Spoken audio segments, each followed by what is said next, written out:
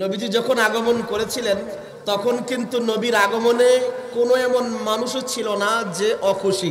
মক্কার মুশরিকরা নবীর আগমনে বেজার ছিল না খুশি? আমার কথা মনে আপনারা বুঝতেছেন? বলেন বলেন। নবীর আগমনে মক্কার মুশরিকরা কি বেজার ছিল? বলেন বলেন। নবীর গায়ে যে প্রথম নবুয়তের পরে পাথর নিক্ষেপ করেছে সেই আবুল আহাব নবীর জন্মে বেজার ছিল না খুশি? বেজার ছিল? খুশি ছিল না? উট জবাই করে সবাইকে খাওয়াইছে। এর মানে নবীর আগমনের মাসে সবাই খুশি। মুমিনরা তো অবশ্যই খুশি, ইমানদারদের তো খুশির কোনো অভাবই নেই, সীমা নেই। নবীর আগমনে সবাই খুশি ছিল, সবাই খুশি। কিন্তু নবী যখন নবী হয়ে গেলেন, নবী যখন আল্লাহর দিকে দাওয়াত দিতে শুরু করলেন, নবী যখন কোরআনের কথা বলতে শুরু করে দিলেন, নবী যখন আল্লাহর আনুগত্যের কথা বলতে শুরু করে দিলেন, নবী যখন নবীর সুন্নত মানতে বলতে শুরু করে দিলেন, তখনও কি সবাই খুশি? বলেন বলেন। সবাই খুশি। নবী যখন নবীর সুন্নত মানতে বলতে শুরু করলেন, তো ওই সময় খুশি তো খুশি, একমাত্র মুমিনরা খুশি। কারা খুশি? মুনাফিকরা খুশি, কাফেররা খুশি, মুশরিকরা খুশি। এর মানে সুন্নতের কথা শুনলে, নবীর সিরাতের কথা শুনলে, কোরআনের কথা শুনলে ইমানদার খুশি হয়, মুনাফিকরা বেজার হয়। কারা বেজার হয়? মুনাফিকরা। হ্যাঁ হ্যাঁ, নবীর মিলাদে, নবীর জন্মে সবাই খুশি। মনে হয় আমি বুঝাইতে পারিনি। নবীর জন্মে সবাই, আবুল আহাব, আবু জাহাল, উতবাও, সাইবাও, সবাই কি? সবাই খুশি। উট জবাই করে, মেহমানদারি করে, যে সংবাদ দেয় তাকে খুশিতে আজাদও করে দেয়। 100 উট জবাই করেছিল আবুল আহাব। 100 উট জবাই করে খাওয়াইছে। কার খুশিতে? বলেন, নবীর মিলাদের খুশিতে, নবীর জন্মের খুশিতে। এর মানে নবীর জন্মের খুশিতে খানার আয়োজন করা, সিন্নি পাকানো। ভালো, আমরা খারাপ বলি নেই, মানে সবাই করে, সবাই খুশি। কিন্তু নবী যখন বললেন খালি সিন্নি খাইলে হবে না, সুন্নত মানতে হবে। খালি সিন্নির জিলাপির পোটলা নিয়ে দৌড়ালে হবে না, কোরআনের আইন মানতে হবে। শুধু সিন্নির পোটলা নিয়ে দৌড়ালেই আমি আর আমার শাফাআত পাবা না, বরং নামাজ পড়তে হবে, সুদ ছাড়তে হবে, ঘুষ ছাড়তে হবে, বদদিনী ছাড়তে হবে, আমার সুন্নতের অনুসরণ করতে হবে। তখন কিন্তু সবাই খুশি। সবাই খুশি। আচ্ছা, আমি বেশি খোঁচাখুচি করব না, যেহেতু নবীর সিরাতের, নবীর আগমনের মাস, নবীর তিরুধানের মাস, তো আমি নবীর নাতের উপরে, নবীর প্রশংসার উপরে কিছু অল্প কিছু কথা বলার চেষ্টা করব। আমি যে আয়াতে কারিমা তেলাওয়াত করেছি সূরা ইনশিরাহ, কোরআন কারীমের 30তম পারার একটি মশহুর সূরা, সূরা ইনশিরাহ এর একটা ছোট্ট আয়াত। আল্লাহ এই আয়াতে কারিমায় বলেন, ওয়া রাফা'না লাকা যিকরাক।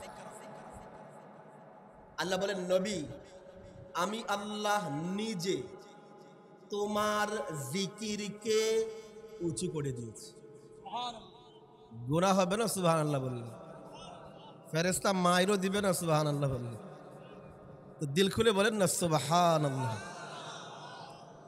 আল্লাহ বলেন, ওয়া রাফা'না লাকা যিকরাক। নবী, আমি আল্লাহ নিজে তোমার জন্য তোমার জিকিরকে উঁচু করে দিয়েছি। কে উঁচু করে দিয়েছেন? আরে বলেন না, কে উঁচু করে দিয়েছেন? নবী, আমি আল্লাহ নিজে তোমার জন্য তোমার জিকিরকে উঁচু করেছি। আচ্ছা, প্রশ্ন হলো, আল্লাহ কেন বললেন যে নবী আমি উঁচু করেছি, আমি আল্লাহ নিজে উঁচু করে দিয়েছি? তা আমি বলতে চাই আল্লাহ তো জানেন, আলিমুম বিদাতিস সুদূর, আল্লাহ সব জানেন, সব জানেন। তো আল্লাহ তো জানেন 1450 বছর পরে আমাকে বাংলাদেশে কিছু মোল্লা আসবে, যে মোল্লা বলবে আমি না নবীর জন্মের উপরে 90 দিন ব্যাপী মাহফিল করব। কয় দিন ব্যাপী মাহফিল? একটু জিকির করেন, লা ইলাহা ইল্লাল্লাহ। বলতে চাই আল্লাহ জানেন, সব জানেন। আমি এখানে বসে বসে মনে মনে কি কি ভাবতেছি আল্লাহ তাও জানেন। এখানে বসে বসে যে মনে মনে চিন্তা করতে হুজুরে না জানি কি কয়, উল্টাপাল্লা কিছু বললে আমি দাঁড়ায় যাবো, এটাও আল্লাহ জানেন। আরে জানেন কি জানেন না? তো আল্লাহ তো জানেন যে 1450 বছর পরে আমাকে বাংলাদেশে কিছু মোল্লা আসবে। এ মোল্লা বলবে যে আমি 90 দিন ব্যাপী নবীর শানে মাহফিল করি। কয় দিন ব্যাপী? 90 দিন ব্যাপী মাহফিল করি।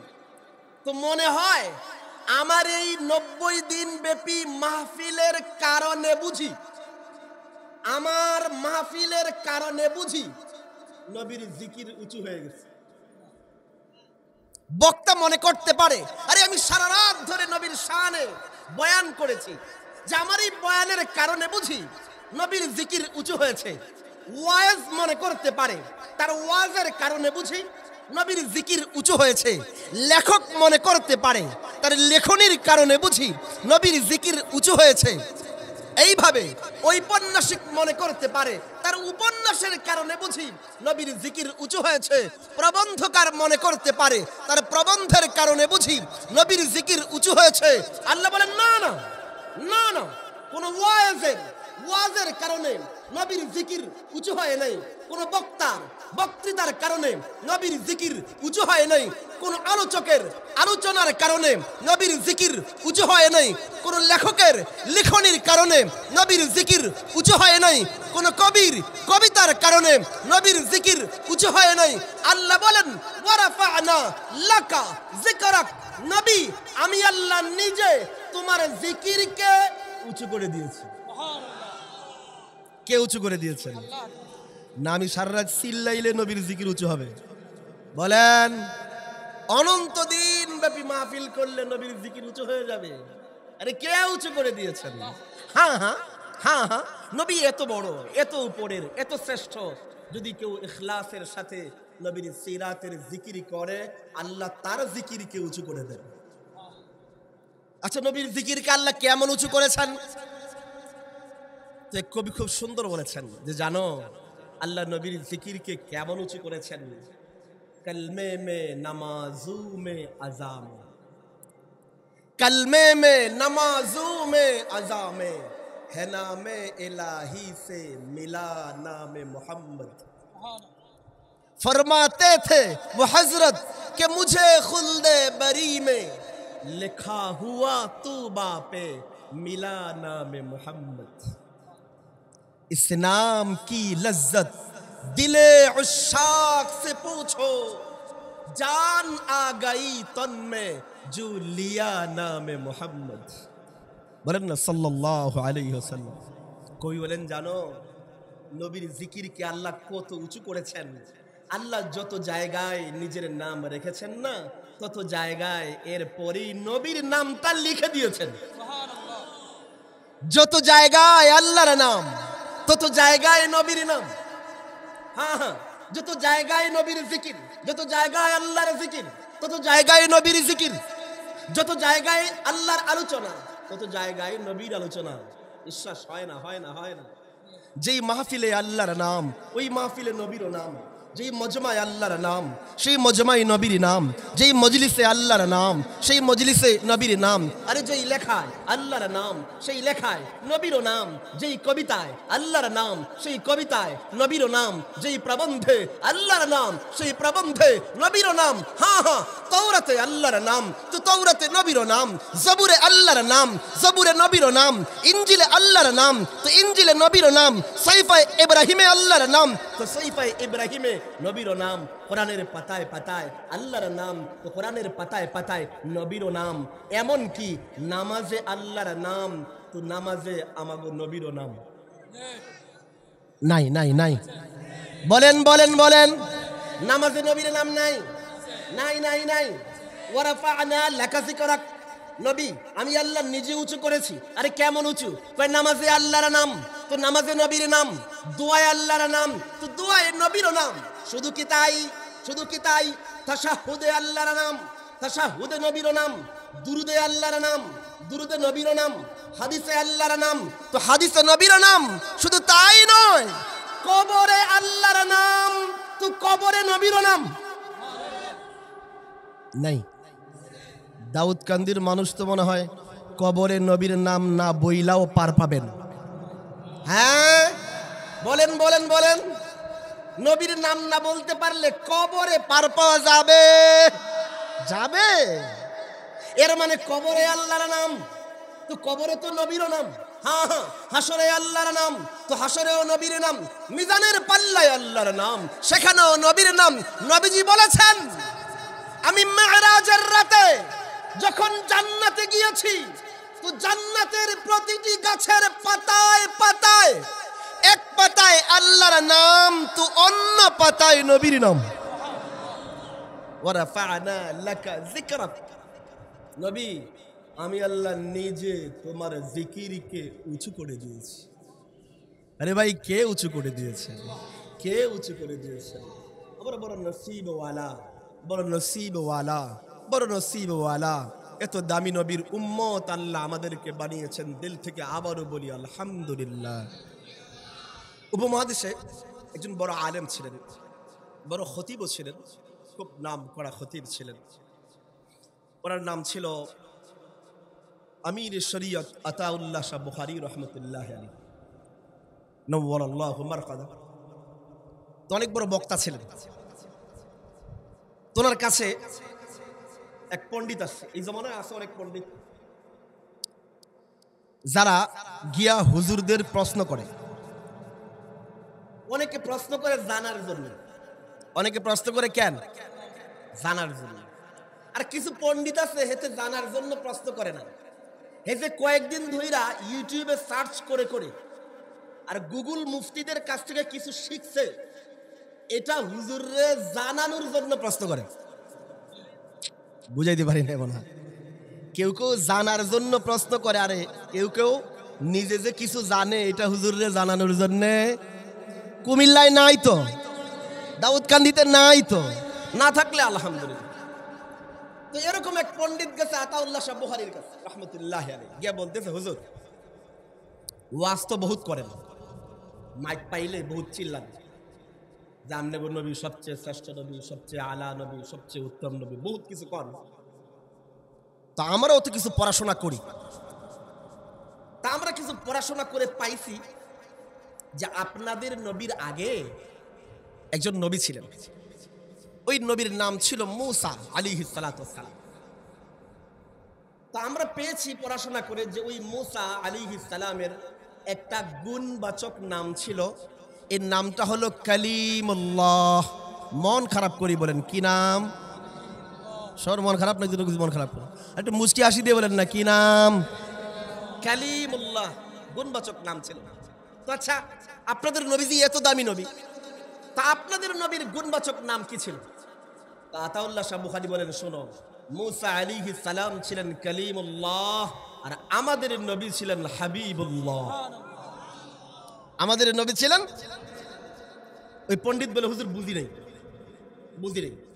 মূসা ছিলেন কালিমুল্লাহ আর আপনাদের নবী হলেন হাবিবুল্লাহ, তো পার্থক্য কি হলো?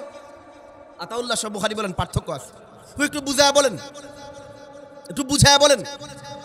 এবার আতাউল্লাহ শাহ বুখারী বলেন, শোনো, কালিমুল্লাহ মূসা আর হাবিবুল্লাহ মুহাম্মদ সাল্লাল্লাহু আলাইহি ওয়াসাল্লামের মাঝে পার্থক্য আছে, অনেক পার্থক্য। পার্থক্য নাম্বার এক, পার্থক্য নাম্বার এক, কালিমুল্লাহ মূসা ওই নবী, কালিমুল্লাহ মূসা ওই নবী যিনি আল্লাহর কাছে হাত পেতেছিলেন, মিন্নত করেছিলেন, দোয়া করেছিলেন। কি দোয়া? রব্বি ইশরাহ লি সাদরি, রব্বি ইশরাহ লি সাদরি। হে আমার রব আল্লাহ, আমি মুসা কালিমুল্লাহর সিনাকে খুলে দাও, ইলমের জন্য খুলে দাও, হিলমের জন্য খুলে দাও, নবুয়তের জন্য খুলে দাও, রিসালাতের জন্য খুলে দাও, হিকমতের জন্য খুলে দাও। কালিমুল্লাহ মুসা ওই নবী যিনি আল্লাহর কাছে নিজের সিনা খুলে দেওয়ার আবেদন করার পরে, দরখাস্ত করার পরে আল্লাহ কালিমুল্লাহ মুসার সিনাকে খুলে দিয়েছেন। কিন্তু এর উল্টা, এর উল্টা, এর উল্টা হাবিবুল্লাহ মুহাম্মদ ওই নবী যিনি হাত পাতেন নাই, দোয়া করেন নাই, দরখাস্ত লেখেন নাই, অ্যাপ্লিকেশন দেন নাই, মিন্নত করেন নাই, আল্লাহ বললেন আলাম নাশরাহ লাকা সাদরাক। নবী মুহাম্মদ, তোমার দোয়া করা ছাড়াই, আবেদন করা ছাড়াই আমি আল্লাহ তুমি হাবিবুল্লাহ মুহাম্মদের সিনাকে খুলে দিয়েছি। সুবহানাল্লাহ। এর মানে কালিমুল্লাহ মুসা ওই নবী যিনি আল্লাহর কাছে সিনা খুলে দেওয়ার আবেদন করলে আল্লাহ সিনা খুলে দেন। আর আমাদের নবী মুহাম্মদ হাবিবুল্লাহ ওই নবী যিনি দোয়া করার আগেই আল্লাহ তার সিনাকে খুলে দেন। মন খারাপ করি কোন? সুবহানাল্লাহ। বলেন বলেন, কম দামি নবী না অনেক দামি নবী? আরে বলেন না খুশি মনে, কম দামি না দামি? কম দামি না দামি? কম দামি নবী, অনেক দামি নবী। পার্থক্য নম্বর 2, আতাউল্লাহ শাহ বুখারী বলেন পার্থক্য শেষ হয় নাই, পার্থক্য শেষ হয় নাই। পার্থক্য নম্বর 2, কালিমুল্লাহ মুসা ওই নবী, কালিমুল্লাহ মুসা ওই নবী যাকে আল্লাহ কিতাব দেওয়ার জন্য বললেন, কালিমুল্লাহ মুসা আমি তোমাকে কিতাব দেব, তৌরাত দেব, ওহী দেব, তবে শর্ত আছে। বাড়িতে থাকলে দিব না, এলাকায় থাকলে পাইবা না, পরিবারের সাথে থাকলেও পাইবা না, এমনকি তোমার ভাই নবী হারুন আলাইহিস সালামের সাথে থাকলেও পাইবা না। কালিমুল্লাহ মুসা কিতাব পেতে হলে, তৌরাত পেতে হলে, ওহী পেতে হলে, আমি আল্লাহর বাণী পেতে হলে বাড়ি ছাড়ো, ঘর ছাড়ো, এলাকা ছাড়ো, পরিবার ছাড়ো, সমাজ ছাড়ো, সবাইরে ছাইরা ওই যে দূরের তুর পাহাড়, ওই তুর পাহাড়ে গিয়া পাক্কা 40 দিনের চিল্লা পূর্ণ করো, এরপরে তৌরাত কিতাব পাইবা। কথা বুঝতেছেন? বুঝতেছেন? আতাউল্লাহ শাহ বুখারী বলেন, শোনো, কালিমুল্লাহ মুসা ওই নবী যাকে আল্লাহ কিতাব দেওয়ার জন্য বাড়ি ছাড়িয়েছেন, ঘর ছাড়িয়েছেন, এলাকা ছাড়িয়েছেন, পরিবার ছাড়িয়েছেন, সমাজ ছাড়িয়েছেন, গোত্র ছাড়িয়েছেন, সবাইকে ছাড়িয়ে ওই তুর পাহাড়ে উঠিয়েছেন, এরপরে কিতাব দিয়েছেন। কিন্তু এর উল্টা, এর উল্টা, এর উল্টা হাবিবুল্লাহ মুহাম্মদ ওই নবী যাকে আল্লাহ বললেন, ও নবী মুহাম্মদ তুমি তো হাবিব, তোমার কিতাব কোরআন নেওয়ার জন্য কোথাও যেতে হবে না, তুমি মক্কায় থাকো, কোরআন মক্কি বানিয়ে তোমার দুয়ারে পাঠায়া দিব। তুমি হিজরত করে মক্কা থেকে মদিনা চলে যাবা, তো কোরআনকে মাদানী বানিয়ে তোমার দুয়ারে পাঠায়া দেব। আল্লাহ কোরআনের কোথাও বলেন নাই, ও নবী মুহাম্মদ সাল্লাল্লাহু আলাইহি ওয়াসাল্লাম তুমি কোরআন পেতে হলে হেরা গুহায় বসে থাকতে হবে, বাইতুল্লাহর গিলাফ ধরে বসে থাকতে হবে, বাইতুল্লাহ সেজদা দিয়ে পড়ে থাকতে হবে বলেছেন? বলেছেন। বরং আমাদের নবী যেখানে গিয়েছেন আল্লাহ কোরআন সেখানে হাদিয়া পাঠায়া দিয়েছেন। মাথা ঠিক আছে না সবার? সবার মাথা ঠিক আছে? ভালো করে বুঝেন, ভালো করে বুঝেন। আমাদের নবীকে আল্লাহ কোরআন দেওয়ার জন্য না না কোথাও ডেকে নেননি, কোথাও ডেকে নেননি। নবী যেখানে ছিলেন আল্লাহ কোরআন সেখানে পাঠিয়েছেন। হ্যাঁ হ্যাঁ, আমাদের নবী বদরে তো আল্লাহ কোরআন বদরে পাঠিয়েছেন, আমাদের নবী উহুদে আল্লাহর কোরআন উহুদে গিয়ে হাজির, আমাদের নবী হুনাইনে তো আল্লাহর কোরআন হুনাইনে গিয়ে হাজির, আমাদের নবী গুহায় তো আল্লাহর কোরআন গুহায়, আমাদের নবী হেরা গুহায়, আল্লাহর কোরআন হেরা গুহায়। আমাদের নবী গারে সৌরে, আল্লাহর কোরআন গারে সৌরে। আমাদের নবী পাহাড়ে, আল্লাহর কোরআন পাহাড়ে। আমাদের নবী রাস্তায়, তো আল্লাহর কোরআন রাস্তায়। আমাদের নবী বাজারে, তো আল্লাহর কোরআন বাজারে। আমাদের নবী ঘরে, তো আল্লাহর কোরআন ঘরে। আমাদের নবী মক্কায়, তো আল্লাহর কোরআন মক্কায়। আমাদের নবী মদিনায়, তো আল্লাহর কোরআন মদিনায়। আমাদের নবী ফরশে, তো আল্লাহর কোরআন ফরশে। আমাদের নবী আরশে, তো আল্লাহর কোরআন আরশে। এমন কি আমাদের নবী আম্মাজান আয়েশার ঘরে ঘুমাইতেছেন, তো আল্লাহ কোরআন জিবরাইলকে দিয়া আম্মাজান আয়েশার ঘরে পাঠিয়ে দিয়েছেন। নবীর কোরআন দেওয়ার জন্য কোথাও বলেন নাই নবী কোরআন পাইতে হলে বাহিরে যান। বলেন, বলেছেন। একটা কথা বলি, আমি রাগ করবেন না তো? রাগ করলে সমস্যা কি? করেন রাগ, কোনো সমস্যা। দিনের কথা বলতে গিয়ে কত মানুষ রাগ করে, নিজের আপন মানুষ দুশ্মন হয়ে যায়। নবীর তো আপন চাচা দুশ্মন হয়ে গেছে।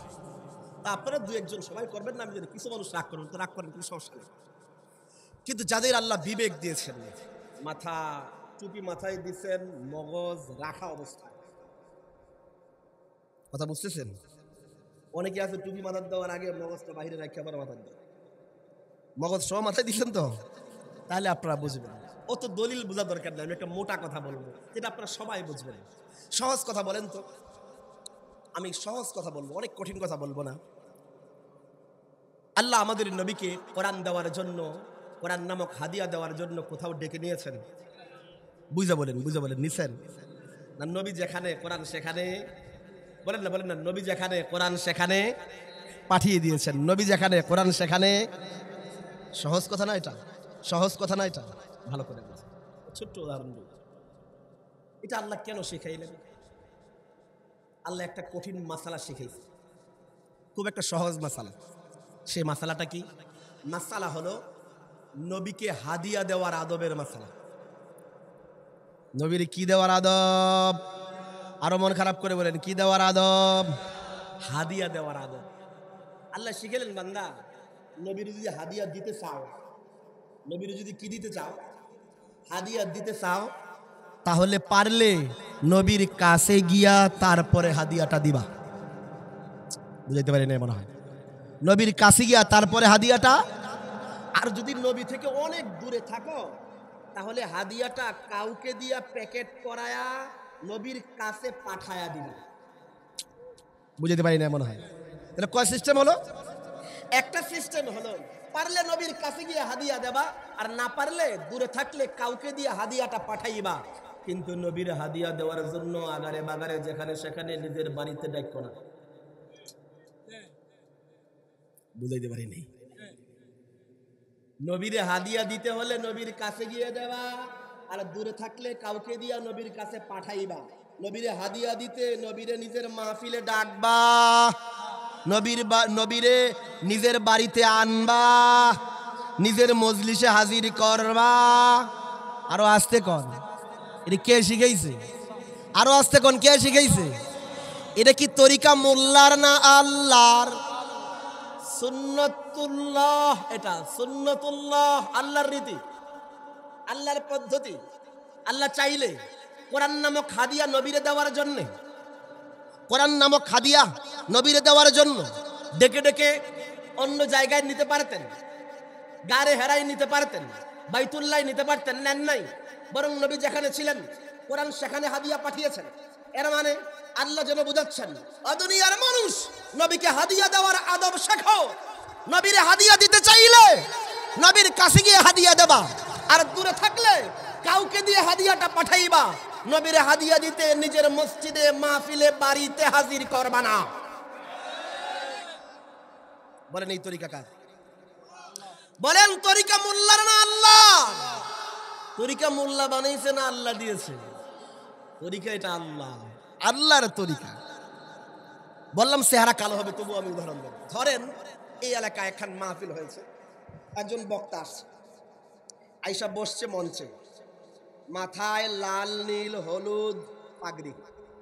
আমি কিন্তু কারো নাম করি নাই। লাল নীল হলুদ অথবা 7 তলা টুপি, ঠিক আছে না? হয়তো লাল নীল পাগড়ি অথবা 7 তলা টুপি। তো বক্তা বসে বলতেছে, আমারে চেনো? আমি বড় আশেকে রসুল। আচ্ছা, বড় আশেকে রসুল, আমি নবীকে হাদিয়া দেব, আমরা সবাই নবীকে হাদিয়া দেব। আমরা বললাম, হুজুর কি হাদিয়া দেবেন? কেন? নবীকে আমি দুরুদের হাদিয়া দেব। নবীকে কি হাদিয়া দেব? আরে কন্যা, নবীর কি হাদিয়া দেব?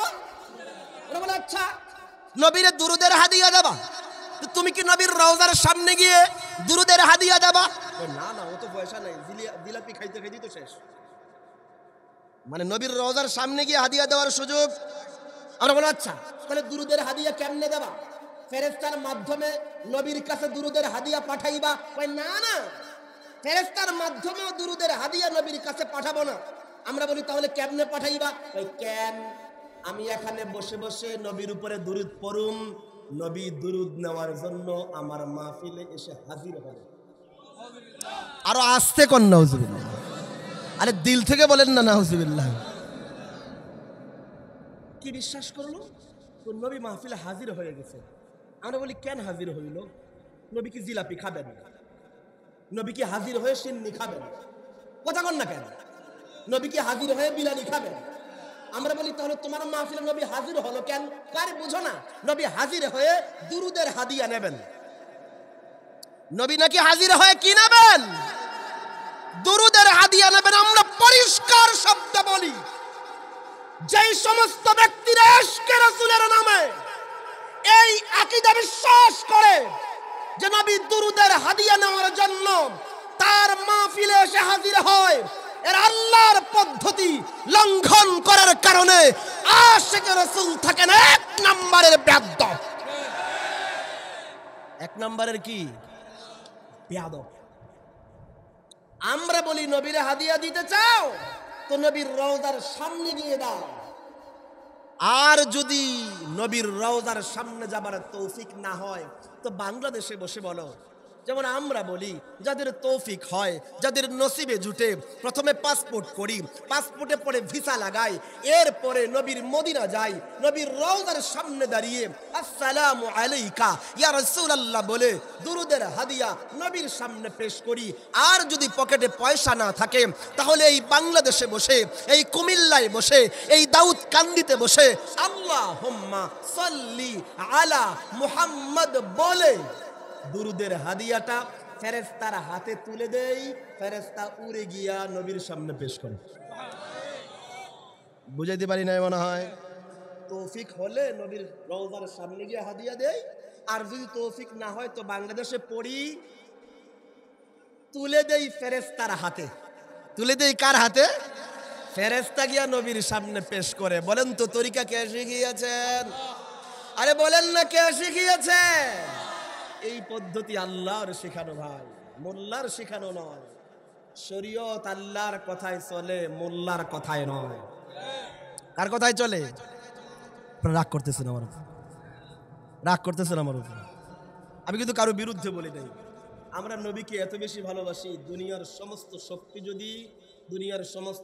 যদি নবীর বিরুদ্ধে অবস্থান নেয়, আমরা নিজের জান কুরবান করে হলেও নবীর পক্ষে যেতে রাজি আছি। ঠিক আছে না ভাই? ঠিক আছে না ভাই? এই জন্য যারা নবীর মহব্বতের নামে নবীর শানে বেয়াদবি করে তাদের বিরুদ্ধে বলাও এটা আমাদের ইমানি দায়িত্ব। তো নবীরে মাহফিলে হাজির কইরা দুরুদ দেওয়া, এটা কি আদব হয় ভাই?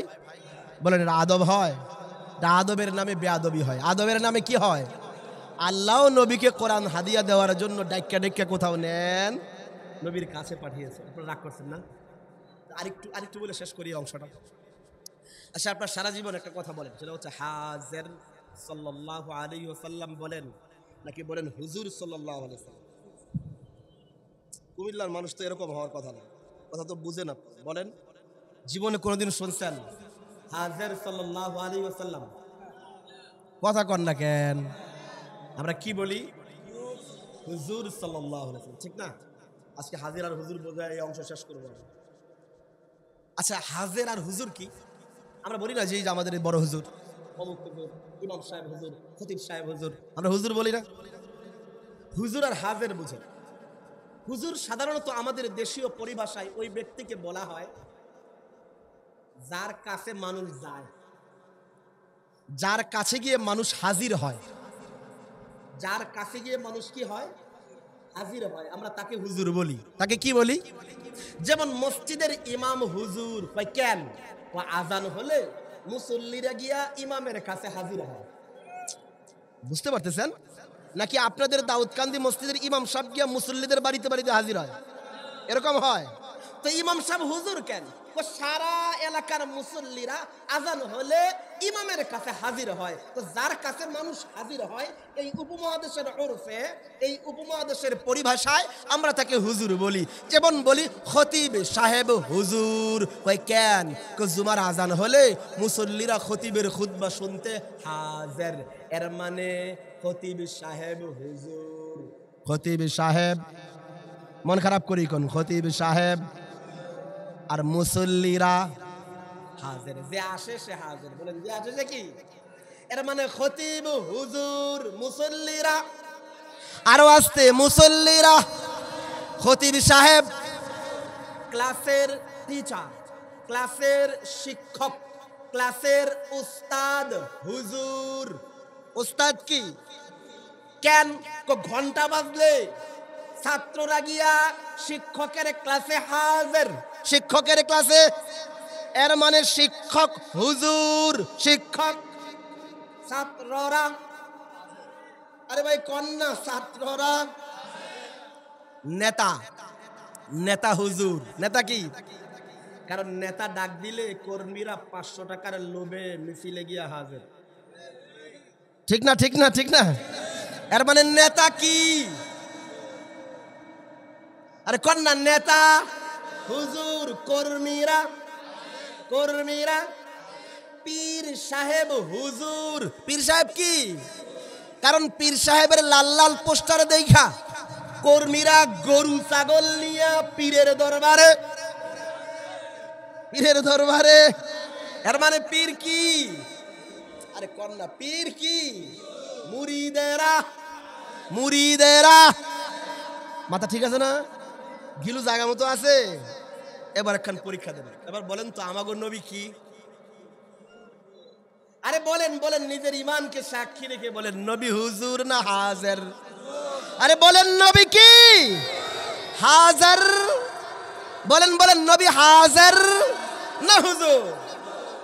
আমাদের নবী এমন হুজুর, প্রতি বছর লাখো লাখো হাজিরা, তার পাসপোর্টে ভিসা লাগায়া লাখো টাকা খরচ করে নবীর রওজার সামনে গিয়া হাজিরা দেয়। নবীর রওজার সামনে গিয়া বলেন আমাগো নবী কি? আরো আসতে, নবী কি?